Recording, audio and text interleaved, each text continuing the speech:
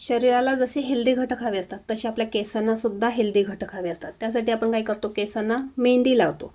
मेहंदीमुळे केसांना कलर येतो, केस कंडिशन होण्यासाठी सुद्धा उपयोग होतो त्याचा. पण ही मेहंदी वेगळ्या आणि हेल्दी पद्धतीने भिजवली तर केस गळती कमी होते आणि केस वाढण्यास मदत होते. त्यासाठी मी इथे 2.5 ग्लास पाणी घेतलेले, त्याच्यामध्ये 2 चमचे मेथी घातलेली आहे, एक मध्यम आकाराची कोरफडीचे बारीक तुकडे करून घेतलेले, मूठभर कढीपत्ता टाकलेला आहे, 2 चमचे चहा पावडर आणि 20 ते 25 जास्वंदीची फुलं घेतलेली आहे. आणि हे पाणी साधारण 1.5 ग्लास होईल एवढं उकळून घेतले. आता हे पाणी आपण गाळून थंड करून घेऊया आणि मग ह्याच्यामध्ये आपण भिजवणार आहोत मेहंदी. इथे मी नुपूरचं 150 ग्रामचं पॅकेट घेतलेलं आहे, त्याच्यामध्ये घालणार आहे आता मी 2 चमचे आवळा पावडर आणि ह्या पाण्यामध्ये सगळी मेहंदी ही भिजवून घेणार आहे.